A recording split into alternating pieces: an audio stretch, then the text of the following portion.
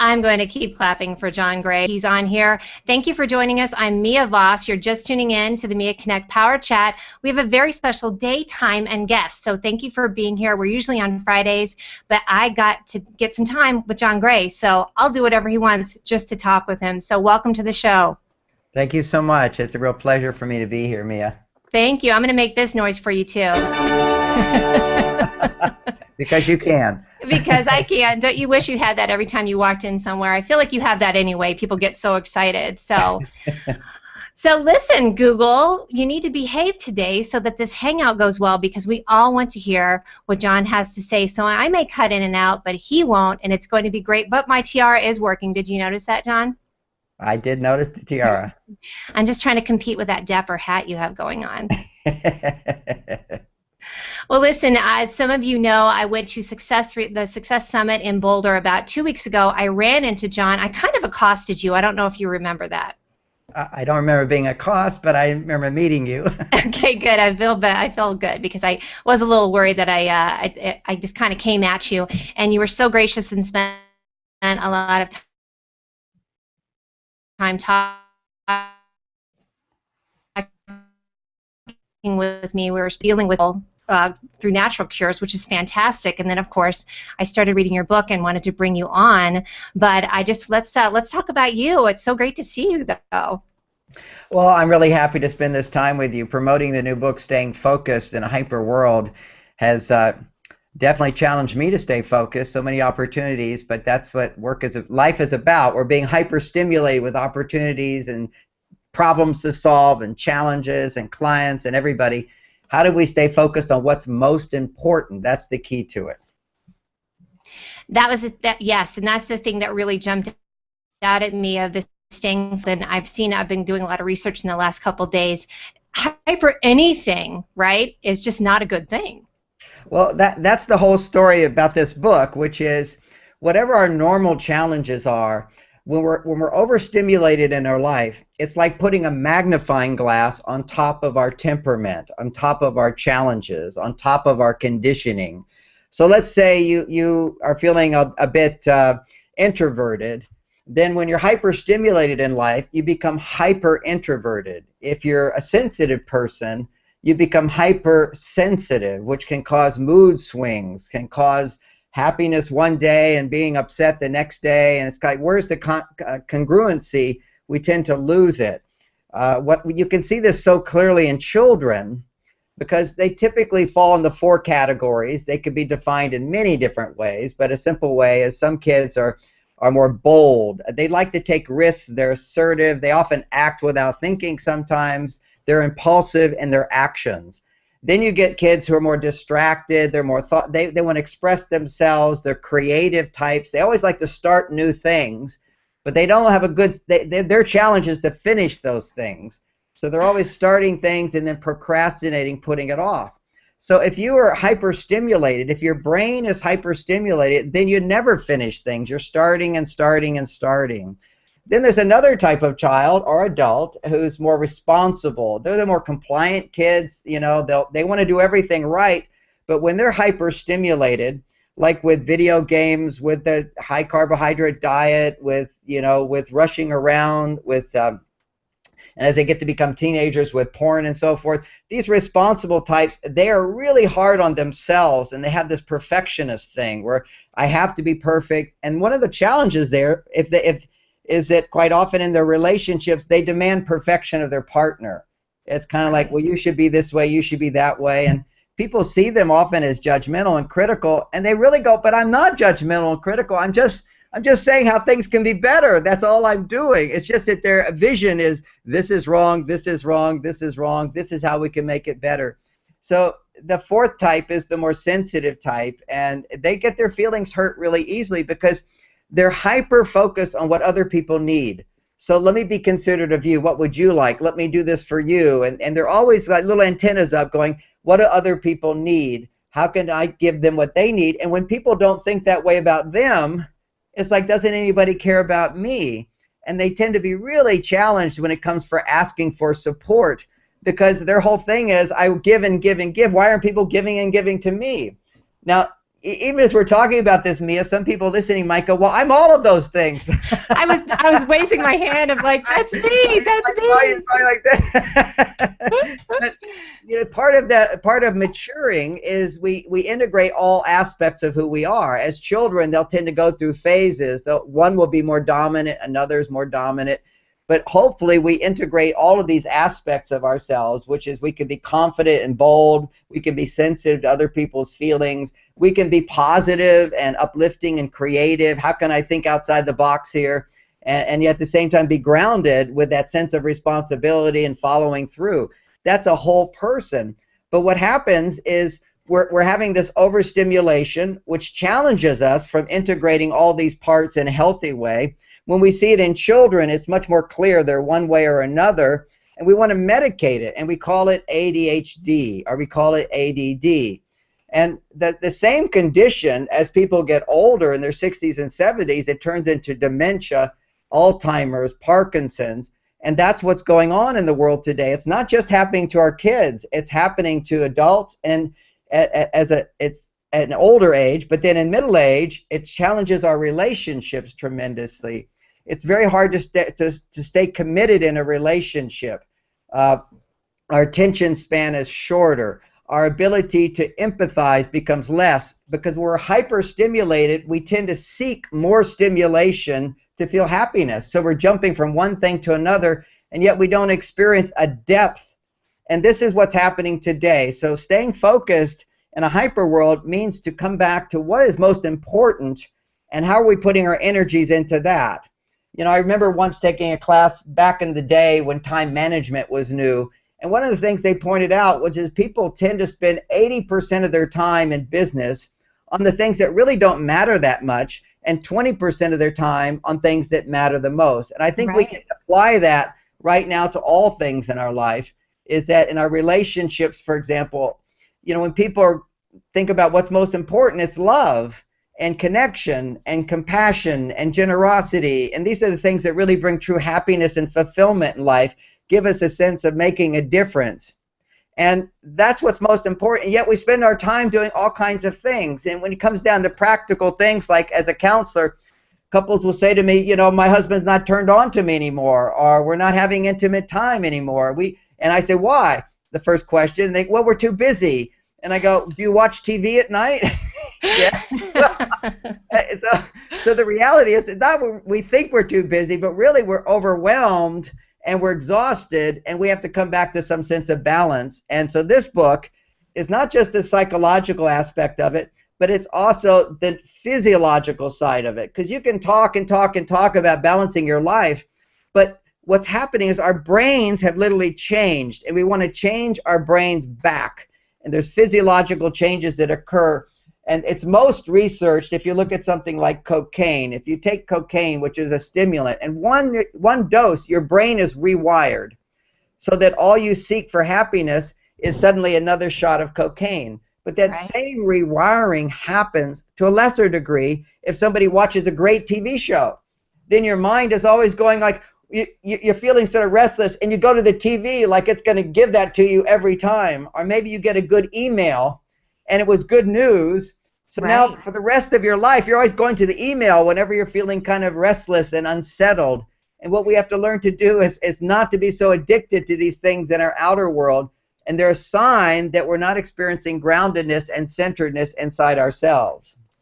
And I'll tell you, especially with this audience that's watching, we're all online people, John. So think about that. I mean, that's what our world is. A lot of these people, this is where we make our money, is from having all these different screens open. And again, when I first heard you talk about that at the summit and then started reading the book, I thought, oh, man, I mean, there really are a lot of combinations. And I want to read this real quick because this is what I picked up from a description. And this is what I'm loving about all the work you're doing. Learn how new communication skills and nutrition can immediately lower stress levels while providing the found down. I couldn't hear that whole message, but got part of it. It got part of it. It's basically that, you know, you are combining communication skills with nutrition, so you're really helping people to sort of start from the inside out, because if we have too much input, it's going to be hard to stay focused. Well, let's take an example of being stimulated with screens and online. And, for me, a lot of my work is, writing in front of a computer even. It's such an immediate gratification. Digital input, lights, colors, changes, fast changes. What these things do is they stimulate the part of the brain called nucleus accumbens, which is a dopamine part of the brain. And dopamine gives us focus, it gives us pleasure, it gives us motivation, and it gives us interest. So we become interested. So we're looking for, I'm interested, I'm interested, I'm interested. So when we're being stimulated, that all feels good. But then you're just sitting around. Let's say you go out in your front yard, and if you have a yard, or you go sit in a park, it's boring, it's flat, it doesn't stimulate us. We don't look at the squirrels and go, oh my gosh, look at the squirrels. I just had my grandchildren, 3 grandchildren staying at our house this weekend, so last night. So these two little boys who were like 6 years old, a little girl's 8, and it got dark, and one of the little boys ran upstairs and said, oh my gosh, wow, it's unbelievable, come look, and they're all like laughing, oh my gosh, what is it, and they were looking out over the balcony, over the twinkling lights in the valley outside my house. It was that they hadn't seen that view before. So that newness, this is why children have so much energy, is that life is all new and new and new. That's called stimulation. And what that does, if we do it too much, if we have overstimulation, then what's called the dopamine receptor sites in the brain, they start to close down. And then we depend upon hyperstimulation to feel alive, and then they close down even more. So a way of understanding this is like if I was to go out into the bright light, the pupils in my eyes would contract. And then I go into the darkness and they open up again. So the light is the stimulation. So we get overstimulated, these receptor sites contract, and they will stay contracted unless we take time to experience the opposite, which is the darkness. So we want to take time to be stimulated and then take time to relax and be more connected to nature. Lying in a chair in front of while the sun's shining on you, for example, or going swimming, being in natural environments, having dinner with friends as opposed to watching TV together, talking person to person. Nothing wrong with online talking. It's just that stimulates high levels of dopamine. When you're in person with people, it's less, and your brain gets adapted, comes back to balance when we have more personal interaction. And so for those of you out here that John through MarsVenus, obviously he has been doing, and it's not even a new direction, John. This is something that you really started getting into, correct?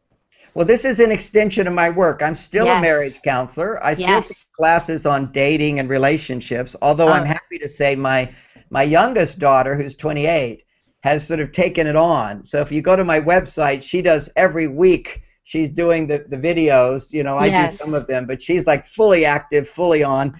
And she kind of takes the Mars-Venus point of view for a younger generation as well as from the female point of view. So we have these wonderful debates. It's quite wonderful to have your child completely respecting you, like I'm this authority, but then challenges me and questions me. And I've learned so much from it. So it's very exciting for me to see the work she's doing. I love that new take on it, by the way. It's MarsVenus.com, and it's John Gray and Lauren Gray side by side. You have the blog post. It is such a wonderful correlation. Thank you. She sort of nailed the last year and a half. I've been working with her every week editing a program she's coming out with in January called How to Get More Me Time, which is a huge challenge for women. It's for women only. Men go, I got plenty of me time. He has no problem taking me time.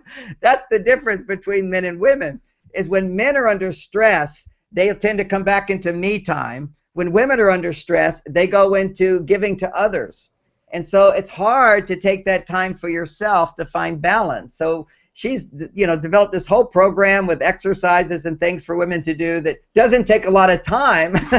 Otherwise you couldn't do the course. So she leads you through it. It's quite wonderful. So while she's busy doing that, I've been focusing actually on the last 12 years. I set up a wellness clinic in Northern California at my ranch. And we had experts coming in from around the world teaching about natural solutions. And the reason I got into this was because 12 years ago, I was diagnosed with Parkinson's. And with a sister with Alzheimer's, and a brother with dementia, and another brother with bipolar, these are like in the brain. I was vulnerable to this. For me, there's many causes of this. For me, the cause was, as a child, lots of concussions to the brain. And when you get older, then it shows up as Parkinson's. The highest risk of Parkinson's is concussions to the brain. That's why we see now all the football players are having Parkinson's symptoms, or a lot of them, from the concussions that they had. And Western medicine has no solution for it. This is a sad thing. At least the popular Western medicine does. I quote in my book Dr. Hintz, who's proven that with natural supplements you can stop it and you can reverse it at different stages. Now for me, it was the early stages. But the big wake up for me was that when I cured the Parkinson's and stopped the shaking, my wife said, "You're a totally different guy." And what had happened was the condition that heals Parkinson's also heals ADHD type symptoms. So those hyper symptoms we were talking about before, all of that went away. And my wife was like, "This is amazing stuff." And she makes sure I take the supplements. She can even tell. Sometimes she'll hand me some of my mineral tablets if she finds I'm getting distracted. And we laugh and I take them, whatever. She also takes the supplements as well. They're just for everybody. When we're so busy and overwhelmed, our symptoms show up differently. But there's challenges that we're facing in a hyper world with a hyper stimulating diet. Well, this is what I love about the work you did with MarsVenus. So again, it's helping to talk about the difference in the way that we communicate. Like you said, when the guy's not busy, you come home and he's on the couch hanging out, right? Exactly. And if you try to have a conversation, even his mind wanders off. It's hard for men to stay focused on what's familiar. You see, after a few years in marriage, what your wife says, it's familiar. It's like the same song over and over. Now, if you play the same song on the radio over and over, you get bored. That means it no longer produces dopamine. Now, the good news is a human being really isn't the same song, because we change and we grow. But if we don't have enough dopamine, then it seems like, oh, I can't deal with anything which is familiar. I've got to just pull away and see, like, watch 10 shows at once on TV, or watch the news or a sporting event where you go, what's going to happen next? What's going to happen next? It's men want to go into that place of what's going to happen, as opposed to predictability. Real quick, it looks like I want to give a shout out to the backpack need while women are motivated when they feel cherished. She's quoting you, by the way. It's a very nice quote. It is an excellent quote. And I want to get, again, to go back to MarsVenus. So that came out 22 years ago, right? Yes. And it's still fresh. And again, I love that you have Lauren now involved to take that younger perspective into it, of the information that's still fresh and new. I mean, well, the interesting thing about Men Are From Mars, we haven't changed. Yeah, I mean the differences that I've talked about in Men Are From Mars were actually sort of biologically based. I didn't know that at the time. Now we have the research. In my later books, I've shown the research in the brain, which shows this is hardwiring in the brain. And the good news is that hardwiring, there's also brain plasticity, and we can adapt. But still, the length of your nose doesn't change. There's certain things that just don't change. For example, the limbic system in the brain, which handles emotions, a lot of the emotions are handled by the limbic system, it's twice as big in women. That doesn't change. Under moderate stress, women have 8 times more blood flow to the emotional part of the brain. Under big stress, men have more blood flow going to the emotional part of the brain, and women disassociate from their emotions. They become, in a sense, cold. So women get hot first, then cold. Men get cold first, then hot. I mean, this is phenomenal. So I would talk about these differences in Men Are From Mars that I observed since 1979, when I started looking at the differences. And then 10 years later, I wrote the book. And then 10 years later after that, there was all this research of the brain and the hormones that actually explains why those differences are there. But having said that, these are the differences that have evolved over millions of years. Now we've got our modern life is completely changed. Never has the outer world been so hyper. Never have there been so many opportunities, so much stress. Now the interesting thing is, somebody might say, well, hey, wait a second, people were always stressed. Let's say that you were back in the day and your village was surrounded by a moat, and there was an army on the outside of the moat, and they're camped out. Well, that's stress, but nothing like today's stress, because you know nothing is changing. See, the cortisol hormone gets produced when nothing changes over time. It's every time cortisol gets produced when you have quick changes over time. Every time you have to make a decision, this decision, that decision, that's what causes an accumulation of cortisol in the body, or at least one of the indicators of that. And so we have so many decisions to make. We're being stimulated all the time, and women, different from men, tend to have, on average, not every woman, but on average, women's cortisol levels are twice as high as a man's in the workplace, outside the home, and 4 times as high as a man's in the home. So this is like a big change in the last 20 years, because women's temperament experiences greater stress when making decisions, whereas men tend to experience less stress when making decisions. They can experience stress, but often men aren't aware or thinking of the consequences of others. You know, when Bonnie, my wife, thinks about something, what are we going to do this Christmas? You know, she's thinking about this family and that family and those kids and their parents and whatever. And I'm thinking about, well, what would I like to eat? It's a lot less stress. Have you ever seen that? Yes. Have you ever seen that cartoon where it says what a woman is thinking, and she's guessing what the man's thinking, and it's, you know, goes on and on about, oh, I think he's mad at me, and the guy's just thinking, what am I going to eat? Right? That's exactly right. Or what's on TV tonight? Are they going to show this game? It's just we men tend to focus on one thing at a time, and women under stress will tend to take on too many things. When they're feeling not stressed, they still take on many things, but it's not stressing them out. That's the nature of the complementary aspect of men and women. And it's not every man and women, but a lot of men and women experience this. And so what we have to recognize is, once we're being overstressed, it is changing the brain and coming back to, okay, I need to shift gears, consciously shift gears to restore balance. Now, what restores balance for women? Well, the hormone that lowers stress for women is oxytocin. Now, oxytocin actually lowers testosterone levels, both in women and men. But for men, testosterone is the hormone that lowers stress. Right. So testosterone, men tend to make 30 times more testosterone. They need 30 times more testosterone to function. So here's a man with healthy testosterone levels that keeps his stress down. For women, healthy oxytocin levels have been shown to keep her stress down. So what creates more oxytocin for women? Well, there's a lot of things. The general category of behaviors that stimulate oxytocin are anything that a woman does that she really enjoys doing, but she's not in a hurry.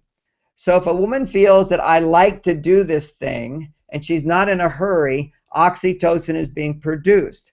Now, these are certain behaviors where she feels supported. So time, if she has lots of time, she feels supported by time.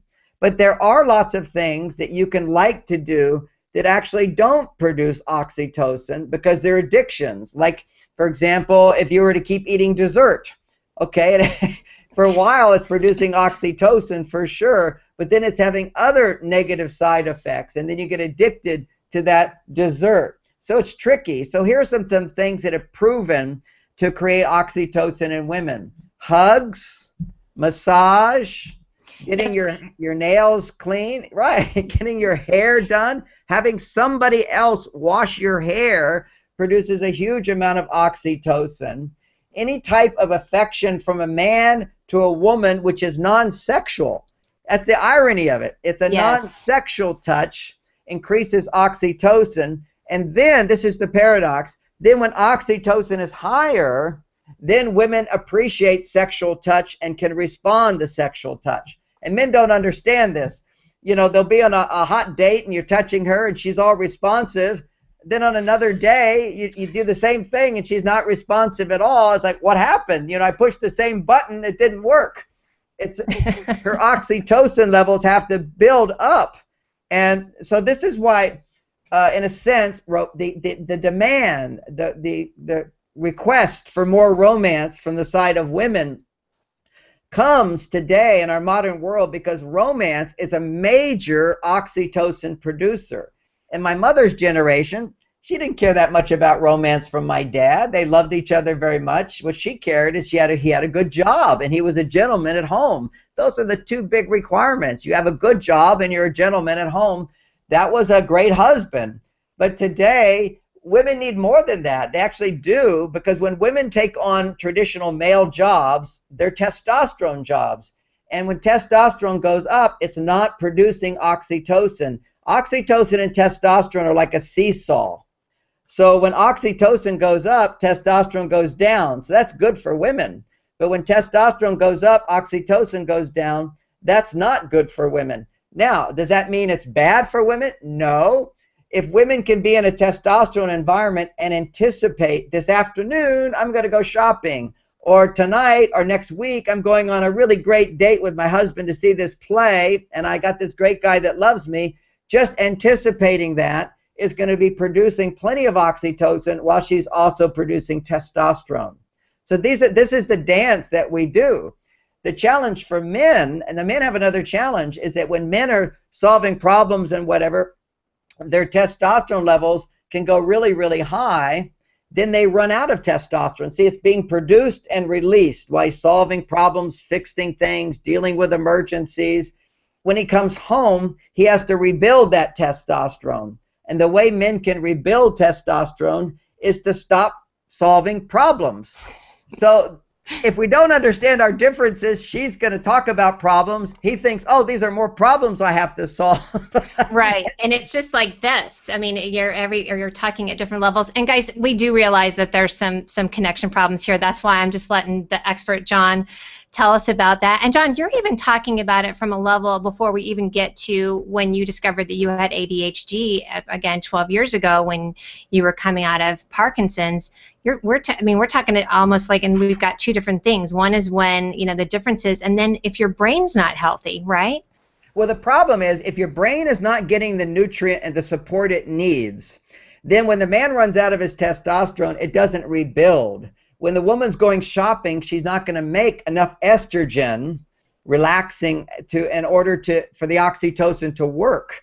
So it's like female hormones work together, and if we don't have the right support in our diet and in our lifestyle, then the recovery period doesn't actually recover.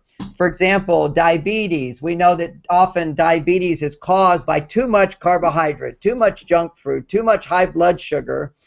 Just going off of carbohydrates doesn't necessarily heal diabetes. It can reduce the symptoms of diabetes, but going off of sugar doesn't heal the cells. You literally need to take certain supplements with minerals to rebuild those cells. But if you don't have those minerals, your body doesn't respond and heal itself. We had talked about earlier that in the show we would talk about, in my book, there's these 14 different causes or 15 different causes of injury to the brain, and which then gives rise to hyperstimulation, it's the effect of hyperstimulation, and suddenly our receptor sites don't come back. And that's what Parkinson's is you downregulate the receptor sites, they begin to close down, and they don't bounce back.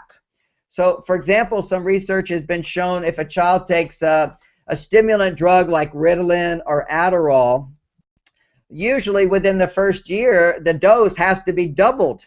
Now, why do you have to double the drug to get the effect you were getting before? Because it's literally changing the brain. And today, doctors will assure parents that there's no side effects of taking this drug, that's only good benefits. And these doctors aren't informed. There's only a few studies. I have 8 studies that have shown the damaging, injuring effects of these drugs, but certainly the companies that are selling the drugs don't tell you those things. That's not part of their sales presentation. Doctors don't read this research. How can they find it? It took me a hard time to find it all. There's over, 60 pages of references in the book that I had to go and find to back up these ideas, which intuitively make sense, but where's the research? And so one of the leading articles is from a Harvard researcher. You know, you say Harvard and people go, oh, it must be true. Well, the Harvard, and it's only like, I think 4 years ago, that they discovered that taking these stimulant drugs injures the brain. And they say damages the brain, but they're not looking at the natural solutions to heal this condition. That's not their forte. But they are pointing out this is not a casual decision, and it injures the brain, and it will affect the child later in life. And one of the symptoms of it affecting a child later in life is lack of motivation to start things, to move through things. And that's one of the things they've seen. I point out many of the other side effects that I see in people's lives. But, you know, if you look at that thing they measured, which is lack of motivation to take initiative later in life, failure to launch is a more common phrase for it. Well, kids are not getting married. You know, that's another aspect of it. They just don't feel like I want to get married. And this used to be a common feeling. Many women are feeling, I don't want to deal with a man. I don't want to have children. I don't want to have a family. I just want to have my career. And that's how men feel. And if you measure their hormones, their testosterone levels are higher, and their female hormones are lower, and they'll have difficulty sleeping. They'll have more menopausal type symptoms at menopause. They'll have period problems with the whole period process. Their hormones are going to go out of balance if they're not consciously saying, hey, I have a career, but I also have a personal life which is very fulfilling, as opposed to my work is my fulfillment. That can seem that way, but that can be an addiction. We want to bring everybody back into a balance, whereas men have kind of a failure to make a commitment to relationship. Women often lose interest in having a relationship. And so many women in college today are saying, I don't even care about having a relationship. I want my career. Now, that's their choice to do. I would, from my perspective, is let's look at the hormone balance. Let's look at some other symptoms they may be experiencing in their life. And not that everybody has to choose to have a marriage or children or whatever, but at least they should have the balance to decide if that's for them. And you have to like look at things like high blood sugar, stress levels, ability to sleep at night. And then you look at the huge amount of statistics of people who are dying of cancer and heart disease. Women now are higher than men when it comes to heart disease. And this is all, you know, it's heart. And so much of the research, if you're not personally fulfilled, or there's some crisis in your life, and there's a deep despair deep inside, that can cause a heart attack as well. So what we're seeing is a healthcare crisis today. What I see is underneath that is a diet and a relationship crisis, and that we're not experiencing enough love in our lives, and we're not getting healthy food so that that love can heal our bodies. See, that's what I feel is empowering too, is there are the two things. There are the tools that you can use for communication, and then again, the tools that you're talking about. And John, you list like 15 different things that you feel like are affecting people a lot. Starting, the first one on your list was acetaminophen, MSG, sugar, sedentary lifestyle, stress. Can you talk about some of those? Yeah, because some of them you might assume you already know, but most people are not aware of. And I put at the top of the list is acetaminophen, right, which is in hundreds of over-the-counter products. The most commonly known product is Tylenol, but you'll see acetaminophen tucked in everywhere when it comes to fever reducers, when it comes to painkillers, when it comes to allergy medicines, and so forth. And this is a known fact that acetaminophen suppresses the liver's ability to make a substance called glutathione. Now, I know a lot of people haven't heard yet the term glutathione. There's 100,000 studies on glutathione, and it's directly related to Alzheimer's, Parkinson's. Every child with ADHD type symptoms will have inhibited glutathione production. Now, what does glutathione do? Glutathione allows your proteins to convert into dopamine and serotonin. Without glutathione, you can't make enough of these very important brain chemicals to feel happy, to feel centered, to feel motivated, and to upregulate the dopamine receptor sites. You have to have glutathione. So one is glutathione. Two, what glutathione does is it helps detoxify the brain of what's called heavy metals. So when you live near a freeway, for example, or you're driving on the freeway and your window's open, or you're jogging on a street where cars are driving by, just all those three things, what you're doing is breathing in lead, which comes from the car exhaust, from the tires now. They now have lead-free gas. but you're breathing in lead, you're breathing in mercury, you're breathing in cadmium. Now these heavy metals, they get into the brain, they catalyze oxidative stress in the brain. They cause injury to the brain, and the brain wants to get rid of them. How does the brain get rid of them? Glutathione. So your body needs to make glutathione. So a lot of these causes are things that suppress glutathione, and glutathione helps to detoxify. Glutathione helps to make the brain chemicals, and the third thing glutathione does is it protects the brain from the toxicity of pesticides, from the toxicity of heavy metals. It's the protective. It's the term we commonly know is antioxidants. So we want foods that have lots of antioxidant quality, and we're always talking about that's good for health. It's been proven to be good for health. But like blueberries are great to lower your risk of cancer. Doesn't mean it's going to protect you from cancer, it just lowers the risk a little bit. And that's magic. But having glutathione is 1,000 times more powerful. You don't ever get cancer if your glutathione levels are healthy, and that's shown. People have cancer, people have heart disease, people have liver disease. All these things are directly linked to this very important antioxidant that your body makes on its own. And without that, our aging is going to increase faster, the diseases increase. So let's look at some of the things that suppress glutathione production. Acetaminophen is one of those things, and that's in all of your over-the-counter drugs. I know. Other things. Over-the-counter, most of your, when you get acid stomach, most of it, I'm not going to mention brand names here, but if you take you look on them, you'll see they have aluminum in them. Many of the antiperspirants have aluminum in them. Aluminum is going to go into the brain and catalyze oxidative stress and deplete you of glutathione. And these are all well known. If you have Asperger's, Alzheimer's, if you have Alzheimer's, you have excess aluminum in the brain. If you have ADHD symptoms, you have excess mercury in the brain. We want to help the body to remove these things. I think when we're talking about acetaminophen, our first reason, what's most interesting is a study that's at PubMed, and on that study on PubMed, what they showed is that in America since 1980, the amount of autism spectrum disorder has just soared. I mean, it's literally gone from 1 out of 10,000 to 1 out of 50 children, and in California, where it's the highest of anywhere in the world, it's 1 out of 20 boys on the autistic spectrum disorder. So this is like, whoa, what's going on here? This is a huge, huge crisis and very controversial, and some people say it's the vaccinations, because they have the vaccinations, their child gets sick, and then they never come back. Now, what just happened is the missing ingredient here is if you look at another study that was done in Cuba, since 1980, they've also followed the same vaccination schedule, which is huge amount of vaccinations we're giving our kids now. They follow it religiously, the same vaccinations, but no increase in autism. So what's happening there? Well, in that country, they don't allow parents to use Tylenol in order to suppress the fever that for some children who have a compromised immune system will run a high fever, and parents freak out, and parents take this Tylenol. Many doctors will even say, they don't know this research, they'll say, go ahead and take the Tylenol now, and they won't feel pain when you give the shot. It's the worst thing to do at a time when your body produces a fever to fight off some toxic influence to suppress the fever. Now, this just happened with one of my granddaughters. You know, she's 2 years old. The fever went to 103, and my daughter's freaking out. I said, don't worry. There's no research ever showing that that can damage the child, and you don't need an antibiotic.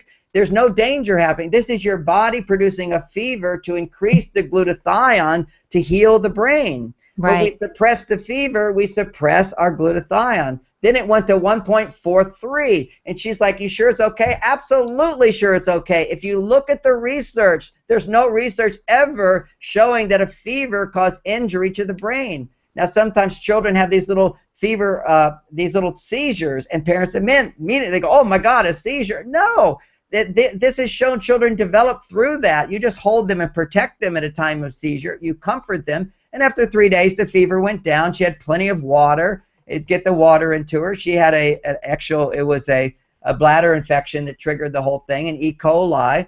and D-mannose. D-mannose is a simple natural supplement you buy at the health food store, and it will take it will take the E. coli out of the body.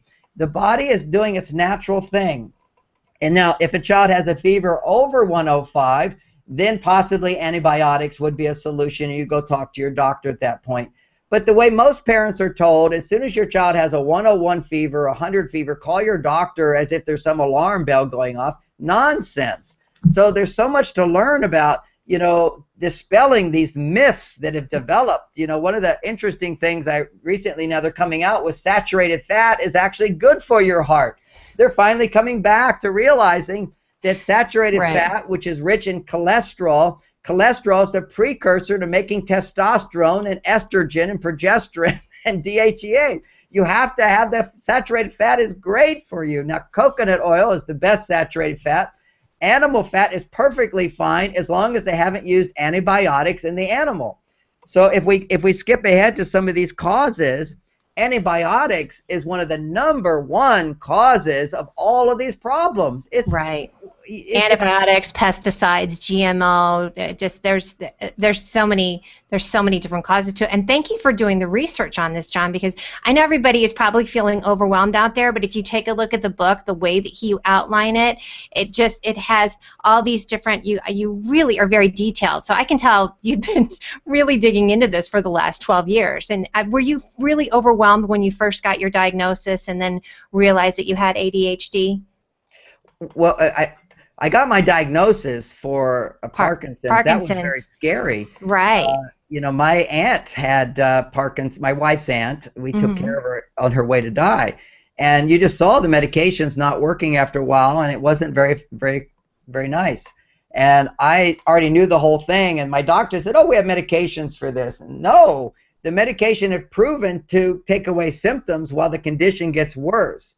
So it took me a while. It didn't take that long because I had access to a lot of famous authors on natural solutions, and I discovered what is now, they've done double-blind studies on it, Dr. Mintz, M-I-N-Z, and on my website I give this study where they can click on it and go to the study. They show the natural supplements where he uses it to reverse Parkinson's. Now that wasn't there 12 years ago. I came across this on my own, really studying what I heard from other people, and I realized that if you make the correlation between Parkinson's, which is shaking, right? Now the reason you shake is because dopamine controls the muscles. And so if you're using your mind intently, the dopamine is using up to focus your brain, and now you have no dopamine for your body control. So then I looked at drug addicts, and drug addicts, when they're going off of their drugs, they also have shaking, like an alcoholic, you know, their hands tremble. So I saw the relationship between drug addiction, going off of a drug, and what Parkinson's symptoms are. So I went to a drug rehab center in Mexico where they were doing IV drips of proteins. And Dr. Hitt at the time, he's no longer alive, he was 90 years old then, he was doing IV drips of protein, amino acids, and I sat in a room with people who were addicted to heroin and cocaine and Oxycontin and smoking. Everybody went off of their addictions with no side effects, which is considered impossible, except that they were tired. Because one of the symptoms of having to let you can't be stimulated. You have to be kind of tired and restful while your receptor sites are coming back up. So everybody got a little tired and bored while we told our stories. And they all thought I was going off of some drug, and I said, no, it's, they called me, oh, you're in denial. So I guess I was addicted to stimulation. I was busy working all the time, traveling everywhere, writing books. I must have wrote 10 books in about 6 years. That's a lot of working. I was having a good time doing that, but it just really caused my receptor sites to downregulate. Mm-hmm. Getting those amino acid proteins is what brought my brain back into function. And it lasted about 3 months. My wife sent me back. She says, I want the husband I had before. 3 months ago. And then that's what caused me to say, okay, I need to find natural solutions that I can take every day without having to get the IV drip of the substances. You know, there's a great YouTube video of Dr. Perlmutter has a great book out right now. And it shows one of his clients with Parkinson's hobbling down the hallway, not able to speak. And then you give them an injection, an IV drip of glutathione, and now he's walking and he's talking and so forth. The problem there is you can't just keep taking the glutathione. He has to go back and get the drip again and again. You want to be able to get these nutrients in your daily diet. Now, the reason we don't just get it from even having steak and potatoes, to a certain extent, is simply because the steak usually has hormones in it, antibiotics in it, so it has to be hormone-free. But even once you're getting your nutrient, the reason you got the problem in the first place is you're not digesting your proteins properly. And to digest properly doesn't mean just digestive enzymes, which I always recommend for any brain issue. You have to start with digestive enzymes before you eat. But the second thing is your gut. The gut is the intestines. Okay, so you got these intestines. They need to have the right bacteria to fully digest your proteins and make the proteins that your body needs to function. And that's what's missing with everybody who's done antibiotics, or your mother took antibiotics. What's happening is you're missing the full microbiome. Now, microbiome, more people are hearing that term. That is what is like they're calling the second brain. We make brain chemicals up here, but we also make brain chemicals in our gut. Dopamine, serotonin, and GABA. And if we don't have the right microbiome, you don't make them. And if you don't have the right microbiome, you can't make something called vitamin D binding protein. Now, if you can't make vitamin D binding protein, you get cancer. Everybody who has cancer, they're missing the probiotics in their gut to make vitamin D binding protein, so your vitamin D works. Now, all doctors are saying you need to take vitamin D, D3, by the way. But if you don't have the healthy gut, then the D3 can't do its job. And that's where you've got to restore the right probiotics. And it turns out there's 44 probiotics that you need to make the protein, vitamin D binding protein. So there's some research out there showing it's having great results for people with cancer, people who do chemotherapy, they don't get chemo brain, other people that just go the natural route. Within a few weeks, the tumors are shrinking. And it's a very controversial subject, but what I see is that we all could benefit from some great yogurt that has all 44 microbiomes. So when I started doing that was years later, what I noticed is that while the amino acid had healed this condition, I still depended so much on the amino acids every day. So I have a superfood shake, and I take a few mineral supplements and whatever, and occasionally some vitamin C, various supplements that I'll take, which are good, and I recommend them. What I'm seeing is I don't need to take as much of that stuff once I started getting the microbiome healthy, because when your digestion works, then you're going to pull that from the food, just like people have done for a million years when cancer was not such a big threat, or Parkinson's wasn't a big threat, dementia wasn't a big threat, ADHD wasn't so common. See, we should be able to get this from our food, but due to the destruction of the microbiome by antibiotics, by pesticides, which means non-organic foods, and now we got the biggest problem out there is the GMOs. GMOs, what it is we don't even know what's happening with the actual GMO, how that's changing things, but we do know for sure that what they use GMOs for is so they can use a pesticide called Roundup, and now it's even a worse pesticide, and they have these things called glyphosates. Yes. And glyphosates go right into the gut. You put it in the plant, it's in the plant, you sprayed it, now it's going to go into your gut and destroy your ability to digest. I mean, let's wake up. How many people today are having children having problems with wheat? They can't digest wheat. Gluten intolerance is taking over. Why? Why did that suddenly happen? Well, what happened with wheat is not GMO, but after the wheat is grown, they spray it with this pesticide to kill the bugs on it so it can ship easier. We've been getting toxic wheat for the last 20 years. This is what's destroyed the gut of our children, particularly children, because that's when the gut is developing. And along with that is soy. Soy also has very high amounts of phytic acid, and unless it's fermented soy, the phytic acid,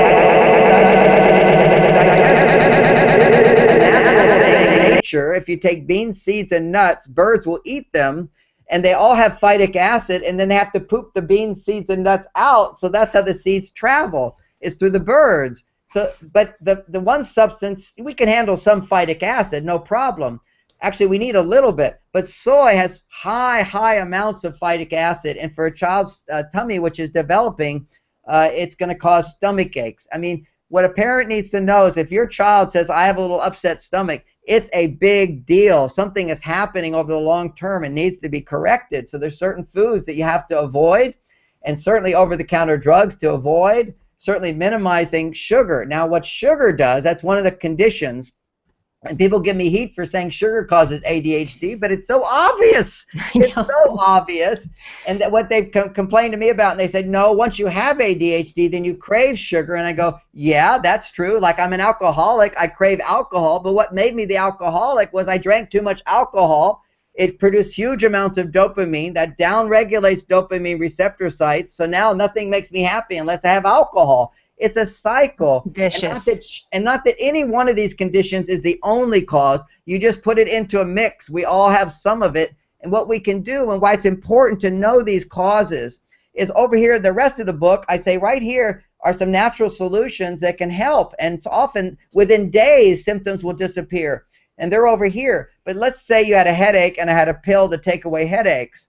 If you keep hitting yourself in the head with a hammer, the pill's not going to work. You know, I've seen... That's a great analogy, by the way. You just make it that simple, yes. You've got to do two things. Sometimes people, you know, one of my favorite minerals that will, for most people, will immediately stop the looping brain. You know how your brain can have a problem and it just loops on it, loops on it, loops on it. This is such a common phenomenon that builds up our stress inside.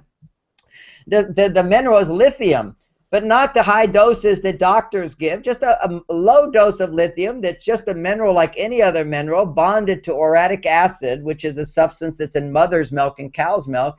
Lithium orotate, your brain stops looping. Now, doesn't mean for everybody it's going to happen immediately because they just had a hot fudge sundae. You've got to have a decent life where you're not overstimulating yourself. Then these minerals can have immediate results. It always helps to some extent, but there's always other factors. We're very complicated, which is why there's 15 of these factors that are going on.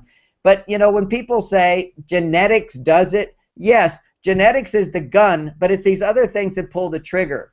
You know, when one of my nieces had that operation done. Now, this is one that I have, you know, in another state, and they have a whole different health philosophy. But she had her breast taken away just because she had that gene that can cause breast cancer. There's so many women that have that gene that don't get breast cancer. It's like that's the potential. If your body becomes unhealthy, then you click into that gene. In my family, we have the gene of often brilliance and genius has a high risk of schizophrenia or dementia and Alzheimer's. It's just if your brain is more active, we'll put it that way, with more connective tissue, you're going to produce more free radicals when you think. This is just fact. You make free radicals when you think. So if you're a big thinker, you're making massive amounts of free radicals. And if you don't have glutathione to protect yourself, then schizophrenia or bipolar or depression or, you know, these different symptoms are more common. The highest percent of people with schizophrenia are graduates of Harvard University and Stanford University. It goes along with genius. If you look at the great geniuses in the past, they were always addicted to drugs, almost all cases, and they also committed suicide. So somebody could think, well, let me give my child drugs and they'll be brilliant, and if I don't give them drugs, they won't know. If you don't give them drugs, but you give them nutrition, their brilliance can shine like it would have shined without all the side effects and the crash that's usually associated with having to take drugs for the stimulation they need. And that's what I'm loving too. I think all of us, that what John's talking about, really empowering. This is what I love again about the book, is that you give all this information, and yes, it's overwhelming, but we're really getting educated. So it is getting educated about the different things that affect you. And John, I'm kind of thinking, of course I read the book, and I've always kind of suspected a little bit of, I call it squirrel. I love squirrel. I love squirrel. Squirrel. It's a dopamine squirrel. Let's look over there.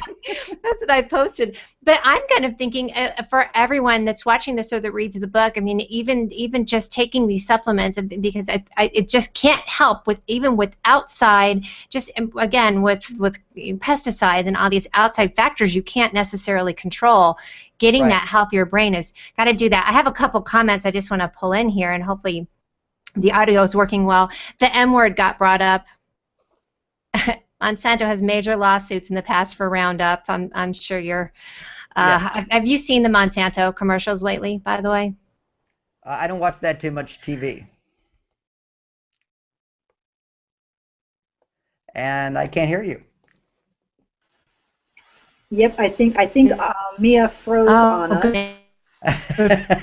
Can't talk about Monsanto. For you, because how about Monsanto did. John, let's talk about the probiotics and probiotics gift for the holidays DIY yogurt maker. Can you talk a little bit more about the yogurt? Well, there's great probiotics you can buy, and it seems to be that the store-bought pasteurized yogurts are not going to be as effective as homemade yogurt. At my website, I do have videos on how you can make homemade yogurt, how you can get starters. There's even a yogurt called Bravo yogurt that has all 42 probiotics that are proven to create 120 milligrams with half a cup of the yogurt of this vitamin D binding protein. Also, proteins are made which will bind with the cannabinoid receptor sites in the brain, which also activate lithium in the brain to make oxytocin. It just improved digestion. Generally, in 3 weeks, your digestion will dramatically improve. Regularity of bowel movements happens, better sleep happens, increasing oxygenation of the system happens. These were the experiences that I had within a few weeks of making my own yogurt. Now I'm the official yogurt maker for all my kids, my grandkids, and my wife. It's a big deal to take it for everybody, but simple to make it for yourself. And just to let you know, I'm jumping in on that. Talk to me about your store on your website too. We have a question out here from Mike Bays. What are the most important supplements for a child with ADHD? And I'd say an adult with ADHD. Can you tell me about some of the supplements that you offer? Because that's the great thing. You have a store for all of this too. I do have a store for these things, and for every product I have a little video of explaining why this might be helpful. Some of the basics, we've been talking about the natural solutions here. I talked about Bravo yogurt. I think any child with ADHD could benefit by improving their digestion. Some immediate benefits for many children happen from the super minerals, which are minerals bonded to uric acid. It's just not normal minerals. These are minerals that are bonded to a natural substance from mother's milk that will go across the blood-brain barrier. It's called super minerals for men, but also you can use it for children half the dose. Vitamin C. Now, I just had somebody write in saying they were doing my vitamin C recommendations and they didn't notice any effect, but when they did the liposomal vitamin C, which is the equivalent of getting an IV drip, it's just a little bit more expensive, not much more, and it had profound effects right away. So sometimes the quality of the vitamin makes a big difference. A liposomal vitamin C, you can put in a little drink with water and kids can drink it. It's kind of like an orange juice. With pycnogenol or grapeseed extract. Now, pycnogenol, it's like grapeseed extract. Grapeseed extract's a little cheaper, and that has been proven to increase glutathione levels. Anything that can increase the glutathione levels is going to help, along with vitamin C. So vitamin C, there's also a simple multivitamin I recommend. There could be others, but this one has taurine in it, along with high doses of vitamin C and substances from fruits that are similar to grapeseed extract, and that's called Potential. Just using Potential. When I travel, the one thing I bring with me is Potential. I also generally have for breakfast is a superfood shake with undenatured whey protein. That means it's not heat processed, and this is really important. You can have regular whey. If it's been heat processed, it doesn't have the great effect, but undenatured whey protein increases glutathione levels 400%. So that's another really good one. So those are some of the basics. The book outlines 9 different supplements that research has proven to be effective for ADHD type symptoms for lowering your stress. And you also toot the horn of the incredible edible egg, correct? Oh, I talk all about eggs. Eggs are great. Egg yolk. Now, don't ever be afraid of too much cholesterol from egg yolks. Harvard has done 3 studies showing that even that taking egg yolks does not increase your cholesterol levels, and actually egg yolks gives you the beneficial effect of cholesterol to make better hormones. So if your hormones are out of balance, eggs every day is a great solution to help. And it's the source too. We're really talking about sources for things. Free range is going to, and omega-3, free range and omega-3 makes a huge difference. If it's not free range, they've used antibiotics. That's what our food today is going to have, all these antibiotics in the animal. That means it also comes into our body as just as strong. And antibiotics kill these very important probiotics that are necessary in our gut to make all kinds of what's called glycoproteins. You can never heal diabetes, for example, if you don't have healthy gut. Once you have glycoproteins, they actually rebuild the cell walls. There's a substance there for the people with blood sugar issues called membrane support, which is the minerals necessary to rebuild the walls. But if you don't have the gut, you don't have the glycoproteins to do it. The gut is everything, it seems. It really is it's the start of everything. Here's a quick question for you. Denver Prophet Jr. wants to know: vitamin B complex with a small dosage of cinnamon, the happy mood stabilizer. Well, vitamin D3 is great. I'm glad she's putting that in. The cinnamon would help to stabilize blood sugar a little bit, so that I can see why that could help people. But if somebody has compromised gut to the degree their gut is compromised, the vitamin D3 will not work, and that's why we need this vitamin D binding protein. So it's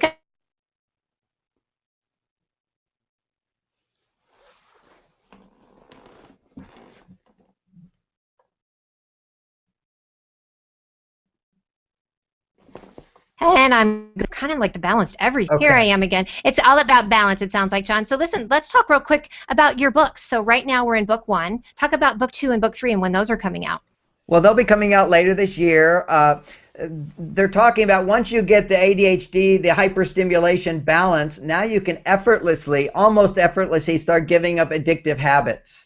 Addictive habits is what continues to be a symptom of ADHD. It's hard to change habits. You know, the beginning of the year comes, people make habits, make resolutions, and they can't keep them. That's usually because the ADHD symptoms keeps that from happening. So once you establish nutritional balance, then how to start making changes, identify what your addictions are, identify all of the behaviors that will lower stress in your life, also extra nutrition for lowering stress, like for women, the lithium orotate, the super minerals for women, the 5-HTP sometimes is extremely helpful to lower stress for women.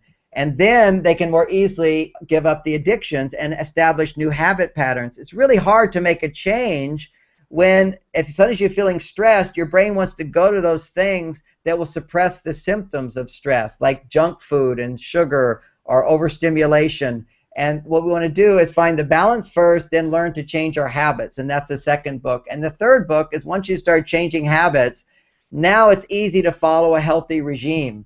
And so I go through my ideas, at least, on a healthy diet and dispelling all these myths. Today we covered one of the myths, that egg yolks are bad. We also know the myth that meat is bad. If you choose to eat meat, eat organic meat without hormones. It's actually good for your heart. You can also go vegan way. There's, I talk about the different diets and get rid of the myths so that we can have a healthy diet that will sustain optimal brain function and gut function and heart function. It's all looped in together. John, what would you like for us to do? Go to MarsVenus? What are our next action steps? Well, action steps is to go to, if you want to know more about this, go to MarsVenus.com. Actually, go to Amazon and download the book is what I'd love you to do. But you can download, it's $3. Or you can go to my website and you get a summary of the book. It doesn't have all the information. And then start learning about your brain and body by watching the videos. There's lots of free videos there for people to watch. And if I was starting with anything, I'd start with potential vitamins, vitamin C, grapeseed extract, those simple ones. I would certainly start making the yogurt at home because it all starts in our gut. And yes, please go to their website. John, you have everything from stress to PMS. You have a video on every ailment I could ever think of. Yeah, most people don't realize that that's there. I guess we don't highlight it. We have so much information about relationships and dating and communication. I mean, that's 30 years of my life.